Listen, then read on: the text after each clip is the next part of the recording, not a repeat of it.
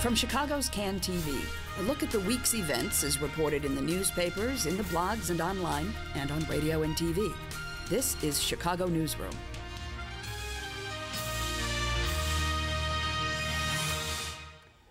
And hello again. Welcome to another edition of Chicago Newsroom. I'm Ken Davis. Glad to have you with us today. We have, as always, a whole lot of things to cover today. Perhaps the biggest thing is that as we're taping this, Mayor Daley has just concluded, or just yesterday anyway, concluded his last city council meeting, which begs the question, if Mayor Daley has to come downtown for a meeting or something, how's he going to do that again? He's going to get a car. And will he have to figure out how to park in the underground parking lot, or maybe even better yet, he'll take the CTA. And I just can't wait for the day that Mayor Daley gets on it like Roosevelt and takes the red line. And someone will send a car for him. You think? Yeah. I think so. Well, anyway, so a new era is almost beginning here in Chicago today. And on the program to help us talk about it today are three folks that I've wanted to have on the show since we've been doing the show, and I'm really happy that we have. May I call you veteran observers? I don't know. There could be worse. Thank you. We'll take veteran. Exactly. Right? Veteran beats old. Yeah. Yes. Well, let's do it in alphabetical order because we have Jon Hilkevitch joining us, who is the columnist Getting Around in the Chicago Tribune. Been doing it since 90 what? 97, Ken. 97. Wow. And of course, with the Tribune, a lot longer than that. But one of the most knowledgeable people about transportation in the city of Chicago, and I'm really, really glad to have him because we've got a lot to talk about. New team in transportation. We also have Lenz joining us today for the first time. Linda's the publisher of Catalyst Chicago, and Linda and I kind of go a little bit back because I think we probably were in the newsroom covering what, the Angie Caruso administration? Oh, it was the financial collapse of the school system. Yeah. I mean, you since 97, well, I've covered schools since 79. Yeah, well, same here. I started out as the education reporter at BEZ in 79, so we've One flight up. Yes, all those things, yes.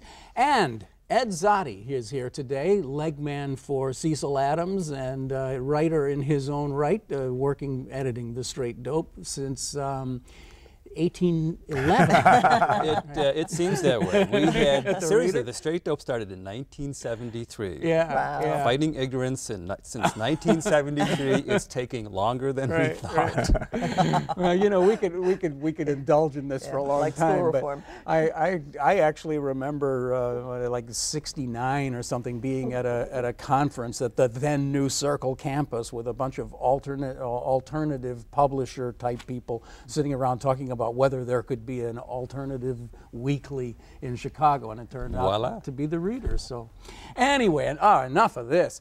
Let's get down to work. Linda, let's start with you because something interesting happened. Jean-Claude Brizard was rolled out in a kind of I think we could say sort of clumsy way, and he really got caught in the crosshairs of the media very quickly. And the people in the Emmanuel transition team, who I think are no fools when it comes to media, decided something was wrong. And they said, let's try Jean-Claude too. And they kind of rolled him out in this kind of kinder, gentler fashion with individual conversations. Yes, and without TV. And without, interesting. Yeah, mostly print. I heard one radio that I'm aware of. But these kind of in-depth things, and suddenly we have a Jean-Claude Brizard who's humble and modest and well, he may have been that before, but Rahm Emanuel didn't give us an opportunity to find that out because he didn't let him speak. Right. And checking out his background, what caught everybody's attention, and rightfully so, was how the teachers union, or the teachers in Rochester, had this huge vote of no confidence. But if you go back further in his career, we talked to people in New York City who said he was very collaborative and talked to parents and community members and so on. So there's a suggestion that this may be the real Jean-Claude Brizard, and we certainly have to hope so. Yeah. Well, I mean, but I guess we're talking more strategy than content here, but, sure. Certainly as a strategy, it seems to me that Team Emmanuel did the right thing here, to kind of like reset and say, okay, we'll just absolutely let you guys talk to you. Right, the interviews are with the education reporters, not with the political reporters, and there are a number of political reporters. They may have dominated, actually, largely through TV at that initial press conference. And he didn't say anything terribly substantive, but I guess that's to be expected. Talked about a listening tour. He's going to go out and talk to folks and They're not going to make him go to L stops, are they? Yeah, who knows? Said that he's talked with Karen Lewis, the president of the Chicago Teachers Union, acknowledges they're going to probably butt heads. They will butt heads at times, but he hopes to maintain a decent relationship, and she's capable of doing that as well. She's very fiery in public, but people from across the political spectrum have said, when you get her behind closed doors, she's pretty reasonable. Well, we've actually had the experience of having her on the show, and she seems incredibly thoughtful. I mean, yes, and she's someone who has a kind of a big picture view. So yeah, well, she's a national board certified teacher. People forget about that before she got super involved in union stuff. We'll come back and talk a lot more about other things that are in the news with the schools, but that's kind of like it just kind of fascinated me to see the way they handled that. I mean, as a media guy, I thought because I never bought that notion that, oh no, that's our guy over there in the shadows, but he's not allowed to talk because the school board hasn't voted on him yet, and yet we bring in McCarthy, the police chief, and all of a sudden he's allowed to talk all he wants. So yeah, I don't know what the rationale was for keeping the lid on when he first was, introduced. Right. But Forrest Claypool was allowed to talk when he was introduced as the new CTA chief. So he was very much a known entity. On the other hand, the new CDOT commissioner, Gabe Klein from Washington, has been kept under wraps. I'm in fact waiting just to talk to him in the next couple of days to do a lengthy interview and sort of present him to Chicago. So we have sort of had this mixed, strategy as to who to let talk and who not to. Who can and can't. Well, I guess the argument there would be that he has to be confirmed by the city council because he's a city commissioner or something like that. So how do you assess what's facing Rahm Emanuel in the overall broad transportation realm? I mean, it's not just CTA and public transit. We've got bridges falling, well, not falling down, but we've got crumbling infrastructure. Very close. Yeah. I mean, we have a lot of bridges, especially the transit bridges, that are being shored up and are in an awful state. And they have little meters. If they move a micron too much, they'll shut down the whole line. Seriously, they're at the point. Northwestern University is actually monitoring some of the viaducts. If anybody, no one's watching us in Evanston right now probably, but boy, if you are and you know about your purple line, look at all those bridges with all the temporary shorings all through there. It's in terrible shape. But to answer your question, I mean, we're getting into extremely challenging times for transportation. The federal government, Obama administration, is proposing a fairly substantial increase in federal funding in the next spending bill, which has been delayed almost 2 years. But Republicans in Congress are saying no way. They've already attempting to gut Obama's high-speed rail initiative. And I think it's going to be very flat, if any, growth, both for roads and transit coming ahead. And what Emanuel faces is that Mayor Daley has really picked the low-hanging fruit. The easy stuff has been done. So we have a situation of prospect for very little new funding at the federal and state level, as well as very difficult and expensive challenges ahead. Well, one method that he's been talking about is bringing in venture capitalists and private people to do some projects. I want to talk about that in a second, but as long as we're on this topic, Ed Zotti wrote what I, as a transit geek, thought was a wonderful thing, How to Fix the L. This was in a couple of weeks ago in the Reader, and I really recommend, if you ever ride the purple, red, or yellow line, you've really got to read this thing because it's both funny and informative at the same time. Right now, as I understand it, there is some money for planning and maybe money for rebuilding everything sort of north of Belmont. Is that? Well, there's no identified funding. They've got a process in place to get funding. It's been published in the Federal Register. There's a whole project. They're going through the environmental impact statement thing is starting to happen. That's going to take a couple of years. But even after they get final approval, they still need to get the money. That's a whole separate process, and that can drag out for years. And everybody we must be in the billions, probably, right? Well, yeah, they start at $2 billion and it works up to 4.2, and that's probably a lowball estimate when all is said and done. So it's going to be a very expensive project, but it's something where it's not really an option. They've been holding it together literally with baling wire for years and years. It's at the point of collapse. It's getting dangerously bad, and they have to do something pretty serious pretty soon. And the question is what? And some of the stations on the North Red Line are just. Oh, it's embarrassing. I mean, yeah. I was going to say something silly like third world, but no, there wouldn't be anything like that in the third world. Exactly. Be a step up. Yeah. It really is, and I think we probably all had this experience. You ride along there and you think, if I were a tourist from China or something, and I were coming here, I would say, this place isn't even worth taking over. I mean, it's like it's just the symbol that it sends. It's is embarrassingly bad shape. It's funny because if you come into O'Hare, which has got a Helmut Jahn design terminal and a Helmut Jahn design train station, and then you get on you think this is a happening town. Right. Then you get downtown, and if you get off at the wrong stop, you are. What in the world happened? It's just dismal. Well, I mean, it's kind of off the topic, but that's another one of those thoughts.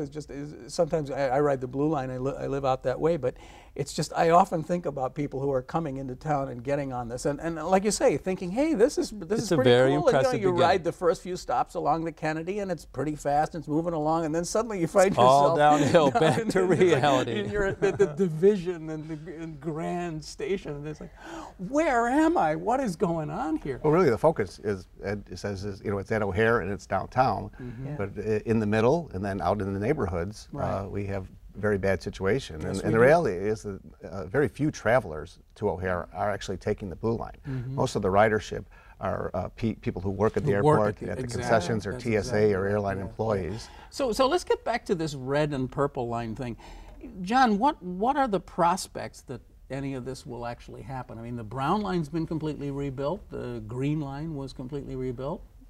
Yeah, I think it will eventually happen, and there is an urgency because the system is deteriorating and it is being shored up. People see those yellow braces across the system.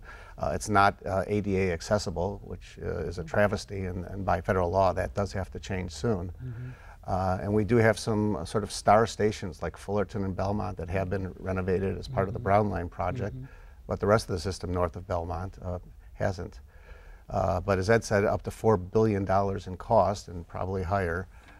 So it's a question of just where in the scheme of things this can be done. And we have to see the priority Rahm Emanuel places. Yeah. He was really the only mayoral candidate that even talked about transit, and he was sort of late to the game in that. He waited till the final weeks before the election. When he spent his entire campaign at L platform. Well, I made that point in the column. That he's at the L platforms talking about crime and education and everything but transit, and then all of a sudden a week later, boom. I have to say, I may be wrong about this, but my feeling is it's more important to him, transit and the CTA and all that sort of thing, than it was to Daley. Maybe I'm wrong about that, but he does obviously ride this system. He does. Yeah. And Daley, for the most part, he might have been on it once in a while for a campaign thing, but for the most part, he really didn't. And I think that's a big difference. Right. And he would turn it over to somebody like Frank Crucy back in the day, make it, don't have it not be a problem, don't bother me about it, and Frank would go off and do his own thing. I think it's more important, and I have never really, I don't have any reason to think that other than the comments he's made, I think it's more important to him than it's been to other mayors in the past. So we'll see what difference that makes. The thing that you wrote about, Ed, which I find really fascinating, is this whole notion. And by the way, one of the other things, let's just detour for a second. One of the most crucial needs in Chicago transit anyway is getting that red line built south, at least to 130th Street. And that's something that Rahm Emanuel, as far as I know, has always been pretty much on board with, right? Yes, he has. That's another very expensive project, at least $1.2 billion, right. I think in 2007 dollars. Yeah. So that's going to take, I don't know, 10, 15 years. If really? It's going to take that long? I'm afraid so, just because there's a new start process and there's all these EIS studies that have to be done.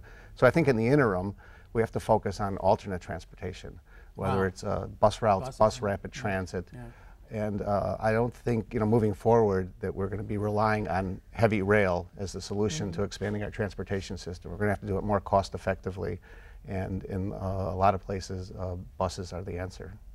Even though overall bus ridership in the city is declining. Why so? Because it's very the streets are so congested. Yeah, it's very interesting. If you look at the numbers, there's been some blips, but historically, buses have gone down and the rail has gone up going back for years and years. And the problem I wrote about this in my story, was you have two different situations. On the north side, you've got growing ridership, you've got very crowded trains. On the south side, often you have, at best, steady ridership, but very long rides and in places where there's no transit at all. And so trying to make those two things mesh into a single system is a real serious challenge.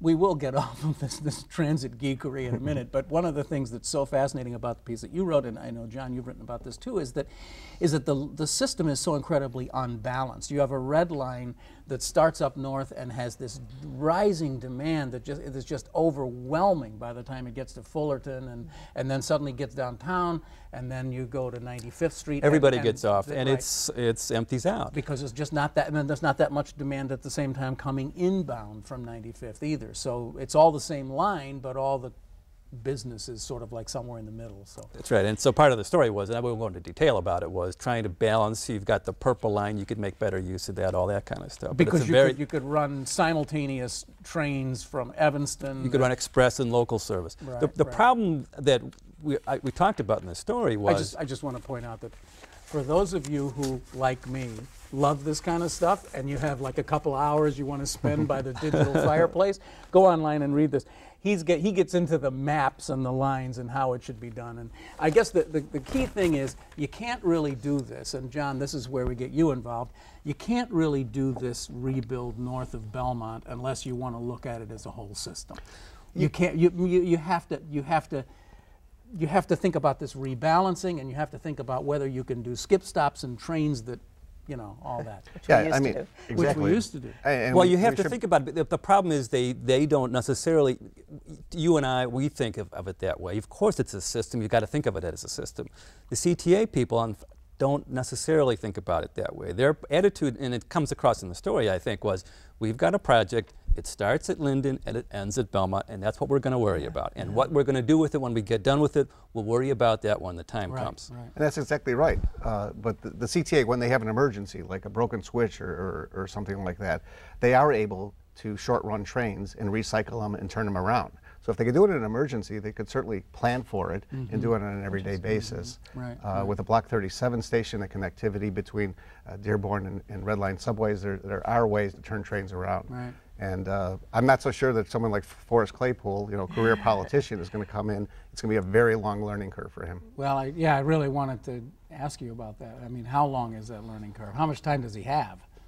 Well, he's got a very good track record. He's done a lot with the Park District, reform-minded and all that. But, I've just been on the beat for so long. I've seen the same thing with Rich Rodriguez, his predecessor, with, Huberman, even Frank Cruzy. I mean, it's a very long learning curve in getting that CTA planning department to do the right thing. And a lot of these answers are very simple, but the CTA hasn't been able to achieve them, such as better connectivity between buses and trains. We've cut back bus service almost 20%, rail service 9%, so transfers between buses and trains, especially outside in the neighborhoods, is vitally important. Otherwise, you're going to be waiting 45 minutes. There is so much stuff. There are many, and you know it better than I do, there are a million lost opportunities, unexploited opportunities, let's put it that way.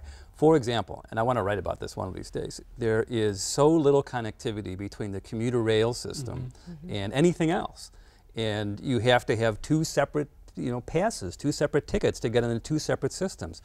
They could, there are, I think on the north side you don't recognize this, but there are entire commuter rail lines that begin and end in the city of Chicago on the south side, the Metro, the South Chicago line, the, what is it, the one, the Rock Island down there. And the ridership is low because it doesn't connect to anything. The buses go past there, but you've got to have a whole different fare card used. And that change alone is cheap. You've got to buy a couple of new machines. You don't have to build new systems. You don't have to build new lines. There's a whole lot of improvement that could be made if somebody really had the imagination to take the reins and make it happen. All right.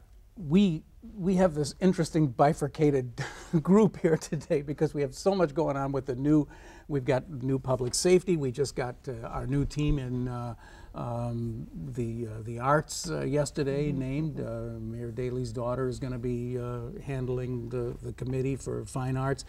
But really, we still are putting a lot of education focus because there are just so many issues. And Linda, I really want to turn to you a little bit because a couple of things that you guys have been writing about at Catalyst recently that I find really interesting. Well, first of all, 18,000 summer jobs. I mean, just tell us about that for a moment. We're really down this year. Yeah, well, I mean, funding has been cut back, and we just had the county and the city announced a little bit of an increase, but it's going to be really tough. Those are great opportunities for kids to learn things besides how to pass reading and math tests. And also there is the issue of safety for the kids and really safety for the rest of us. You don't want to have kids out on the street. You, Sarah Karp from your staff recently did just an absolutely fascinating series of articles about, in general, social promotion. Right. About 15 years ago or something, it was a long time ago, Mayor Daley said, no more of this pushing people forward in grades. We're going to test them, and by God, they've got to be ready to go into the next grade. He was all over Nightline at the time. Well, yeah, and in the State of the Union address from Clinton twice, the president cited Chicago for supposedly ending social promotion. And they have struggled with that ever since. I mean, virtually every year they have tweaked what the requirements are to be passed along. Initially it was, test scores, and every test developer says you don't make a really important decision about a kid or a teacher based on a single test score. They brought in grades, they brought in attendance, and all of the research up to the point that Daley moved was holding kids back does not help them. In the end, they're much more likely to drop out. But Daley and Paul Vallis said, we're going to do it right, we're going to do it better. They had summer school, they had additional help for after school programs and so on. But in the end, the kids who have been held back are more likely to drop out. That continues to be the fact. And also the system faced the problem of, since kids weren't moving ahead, you had this large group that in effect they sort of couldn't afford to do all the extra services. The funding dropped back from the late 90s. I mean, this is when the ending social promotion went into effect. And so they had tweaked the policy, one, to try to make it fairer, but also to acknowledge the financial realities. And now we're to the point where kids who are retained are frankly fewer than when we started the social promotion policy. So ending. I mean, it's interesting that we're a lot of programs like this, and wise folks sitting around analyzing the Daley legacy have, when they say Daley's things that didn't go so well, we talk about the parking meters and all that. But this is something that really didn't go very well, and it hasn't really had that much. Well, I was unaware of it anyway. Yeah, I mean, and the folks who understood this at the time, they told us as much, that it wasn't going to work, and the system just thought it could do better. I mean, fundamentally, it gets to the whole problem of education, is that you have a whole lot of poor kids coming into the system who are not as prepared for school learning. Their vocabularies are low. They just don't have those initial skills, and so it goes back to early childhood education to a large extent. Mayor Daley would always say, when things aren't going well, it all starts in the home, and there's only so much a teacher could do with having kids for 6 hours a day. Is that a cop-out? Yeah, well, sure it is. I mean, of course the home plays an important role, but there are things schools can do better. There are services we can provide. If you provide really good early childhood education programs, poor kids, disadvantaged kids can succeed. We know that it's a question of will, as everything, and resources. I noticed that in Sarah's series she talked about these, and I'd never even heard of them, achievement academies. Now this is something that our no less than our education secretary now, Arnie Duncan, set up, and apparently they. I don't know, would you say they've been less than successful? I mean, we should say what they are, first of all. Right. I mean, they are separate educational programs with you know, more resources, social workers and so on, a special program and so on, for kids who are not academically ready for high school, but are really too old to keep them in 8th grade. So if you're 15 by September 1, you can go into an achievement academy. I mean, there are problems with this because there are only so many spread around the city, so some kids may have to travel really a long distance in order to get to one. And these are kids who couldn't even make it to their elementary school. Yeah, down right. the So I block, mean, it's right. expecting a lot of students. Right. What's interesting is that the school system did learn. It started with achievement academies that were truly not at all successful, and then it brought in a fairly good curriculum and approach, and the kids did a little bit better. But I mean, it's a drop in the bucket. It's really not solving the problem. So we haven't really tackled this issue of kids who just aren't achieving. They're just not making grades. No, and how you do that? I mean, it is just more generally investing in a school system early on, so kids are not so far behind by the time they get to 8th grade. You know what I think is equally important, and this is something you don't hear about much, but I think there needs to get an effort made, and it's starting at a small scale, to get the middle class re-engaged in the school system. Because there are substantial neighborhoods now in Chicago that have revived and are in pretty good shape in terms of the housing stock and the people that live there and so forth. But nobody sends their kids to the schools. You just don't do that. You don't trust that CPS is going to do a good enough job educating your kids. And it takes a major investment on the part, really, the schools themselves, but also the parents, who make, there's usually some small nucleus. I know Nettlehorse School, Right, a few right. schools, there's Blaine School in the Wrigleyville neighborhood, where people get together and they get in there and volunteer, spend a lot of time in the classrooms, and you can see a very slow but perceptible increase over the years, and eventually it becomes a school that the neighborhood is proud of, and everybody sends their kids there. And I think that's really got to be the goal. That is not going to solve the problem we're talking Yeah. about. We're talking No, about kids in poor circumstances on the west and south right. side. We don't have those I resources. totally agree with you, but I think there needs to be a middle class investment, because then it's a middle class problem as well as a lower class problem. I know, Daley has invested in that, and you're certainly on the far northwest side, you're seeing schools that the middle class neighborhood has taken back, and the poor kids that have been bused there are, you know, pushed out. But there's some that say, you know, with charter schools and magnet schools, it's great for the kids that get in those schools, Right. but it's holding back the rest of the kids in the system. You know, one of the great regrets I have about this show is that it's only 29 minutes long. Yeah. We just get started. We have to end.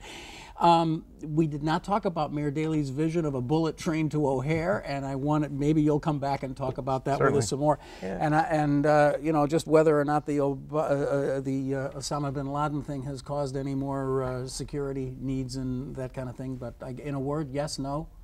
Heightened awareness is the key word, yes. Okay. Good.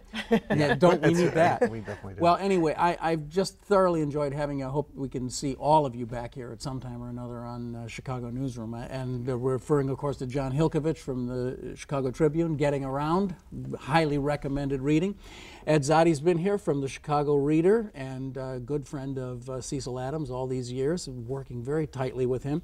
Linda Lenz is here. She's the publisher of the Catalyst Chicago, and we have so much to talk about. We just don't have the time to do it. Just that they don't have money to fix the schools, they don't have money to fix the CTA. We don't have time to talk about it. You've been watching Chicago Newsroom right here. As always, it's a community service of CAN TV, and of course you can find us right here on cable, 6:30 on Thursdays. But you can see this and other programs online at cantv.blip.tv. Did you get that? Check us out here. Subscribe on iTunes. We're an audio podcast. We're a video podcast. And we make personal appearances at the Jewel and Whole Foods, any place we can get your attention. So come on by sometime, all right? Thanks for watching. We'll see you next time here on Chicago Newsroom. I'm Ken Davis. Thanks for watching. Bye.